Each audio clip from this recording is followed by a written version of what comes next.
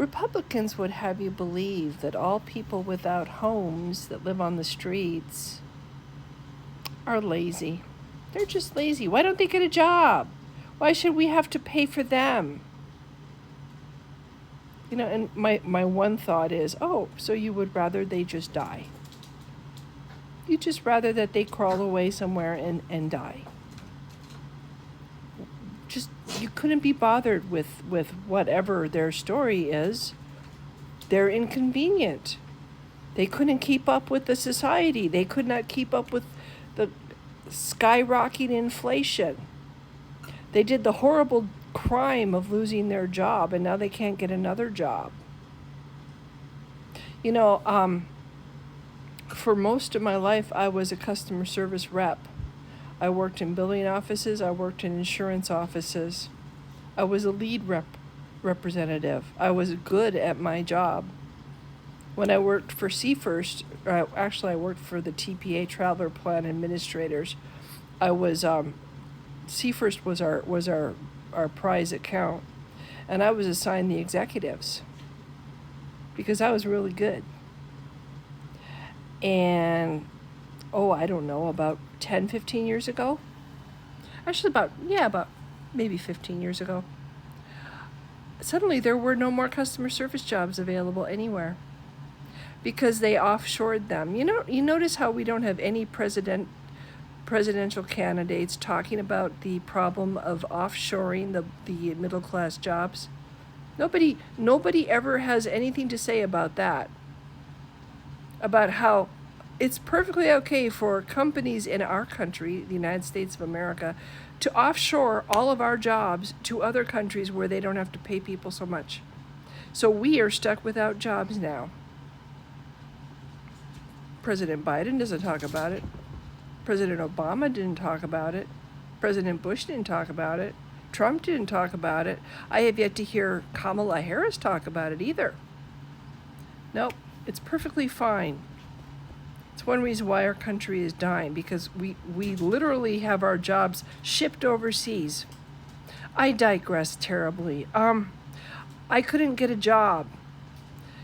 Providence bought out Swedish Providence, the Christian company, which pays less, and they systematically went through all of the people currently working at Swedish and came up with reasons to fire them. Several of us sued them for wrongful termination. I was one of them. Anyway, long story short, I ended up without a job, and the only jobs I could find around me were temp jobs. So then I drove for Uber and Lyft for about a year and a half, used up my car, didn't make that much money. I thought I did until tax time came around and I had to give most of it back.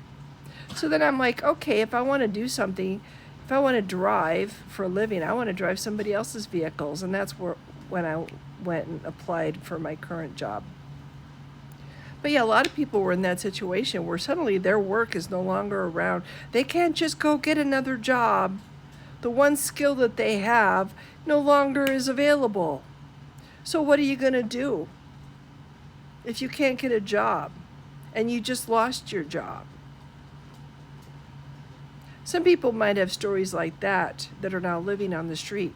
Other people could be like the lady that I dealt with tonight. First, she was on the bus in front of me. She wouldn't get off.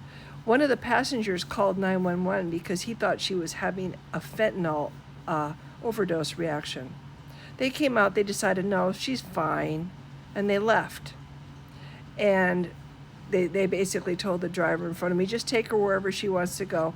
And I said to the paramedic, well, what if when he gets her to where she wants to go, she doesn't want to get off the bus? And he said, well, just call the police. So I'm going down this road that's just for buses, and sure enough, my leader is in front of me, and all the passengers are off his bus. They've all gotten off. She is at the destination that she was saying she wanted to go, only now she won't get off of his bus. And so I'm telling her, we're at your destination. I'm pretending to be a supervisor. We are at your destination. You can get off the bus now. So she goes, oh, good, he's here. And she jumps off his bus, runs behind him to my bus, and gets on my bus. And I get on the bus. I'm sorry, but you cannot ride my bus. You are at your... Then she starts screaming bloody murder. So, long story short, the police come, and she's screaming, I want to go to this place instead. And she's screaming and she's crying, and the cop says, stop crying like a baby. Literally said this to her. But I mean, this woman was hysterical. She was absolutely hysterical. The cop got her off, but she's still there. She's still there. Should she just go get a job, this lady? Should she just go get a job? Will that solve all of her problems and society's problems?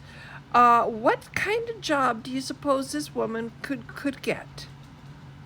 There are so many people living on the streets who are seriously mentally ill. They are ill, and they cannot get jobs because they are ill. There's not just people who are homeless because they lost their job, and then they lost their house because they couldn't pay their bills, and they ended up without a home. They lost everything, and they're trying to survive in a tent on the streets, and they have lost everything. There's those people. And then there's people who turn to drugs because they are so miserable after losing everything. Society has failed them, and they've been left behind, and nobody cares. But in addition to people like that, you also have a whole population of people who are so mentally ill that they can barely take care of themselves. All this woman wanted was a warm place to sleep. That's all.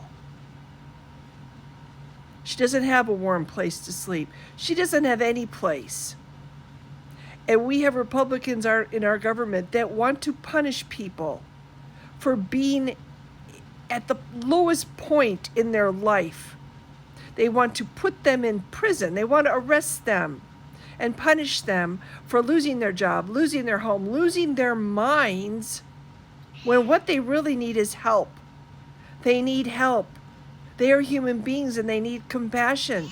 And I'm sorry, but go get a job. Don't be so lazy is not the right answer for most of them. That's the lazy answer. The ones accusing the homeless of being lazy are the ones that are too fucking lazy to give a damn.